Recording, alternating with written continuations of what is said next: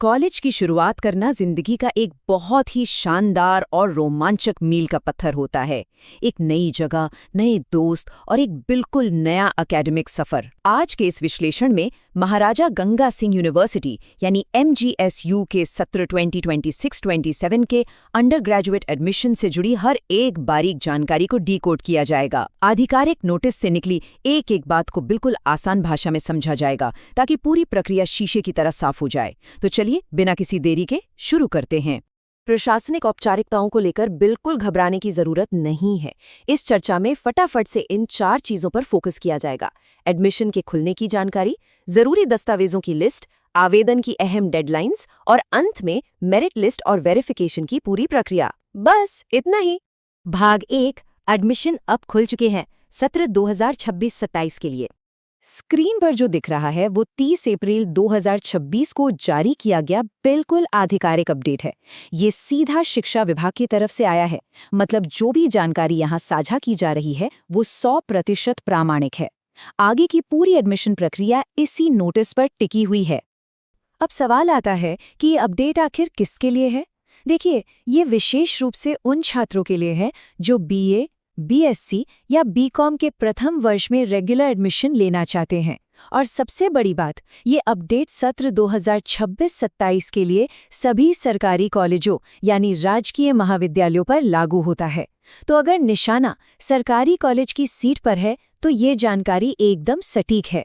भाग 2, आवश्यक दस्तावेजों की चेकलिस्ट यानी फॉर्म भरने से पहले की तैयारी। इसमें लगेगा जनाधार, आधार कार्ड, कास्ट सर्टिफिकेट और मूल निवास प्रमाण पत्र।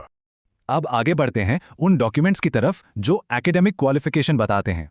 तो 10वीं और 12वीं की मार्कशीट, साथ में स्कूल से मिली TC और CC, ये सब तैयार रखने हैं। और आखिर में कुछ और जरूरी डॉक्यूमेंट्स भी हैं। इसमें पर्सनल बैंक अकाउंट की डिटेल्स और कोई स्पेशल कैटेगरी सर्टिफिकेट जैसे EWS भी लगेगा। अब जो अगला पॉइंट है उस पर खास ध्यान देना है, ये बहुत जरूरी है। इस ऑफिशियल नोट में साफ साफ लिखा है कि जन आधार कार्ड में कोई भी स्पेलिंग मिस्टेक तो नहीं है।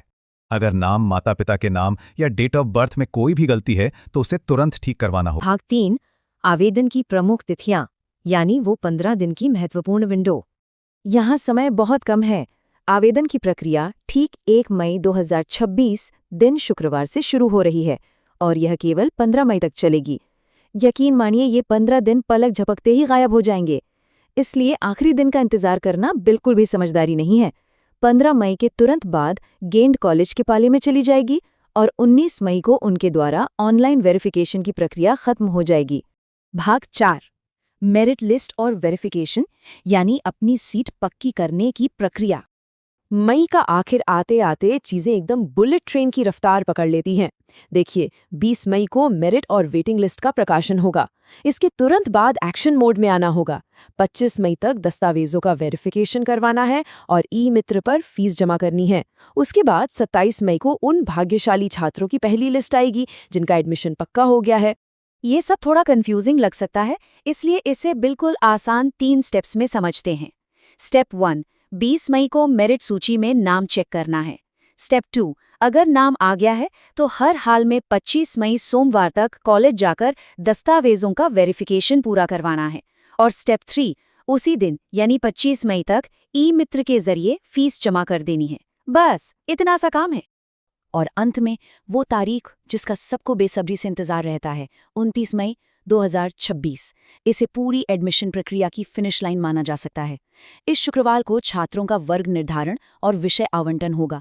मतलब इसी दिन ऑफिशियली तय हो जाएगा कि कौन सी कक्षाएं मिल रही हैं और एक नए कॉलेज सफर की शानदार शुरुआत हो जाएगी। इस पूरे विश्लेषण से एक बात तो बिल्कुल साफ है, आवेदन की खिड़की बहुत छोटी है और उसके बाद की प्रक्रिया रॉकेट की स्पीड से भागती है।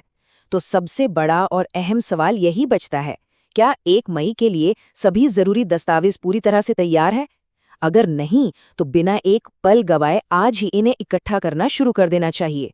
समय किसी का इंतजार नहीं करता और सही तैयारी ही कॉलेज में एक पक्की सीट की कुंजी है। इस चर्चा में शामिल होने के लिए बहुत बहुत धन्यवाद और आने वाले कॉलेज सफर के लिए ढेर सारी शुभकामनाएं।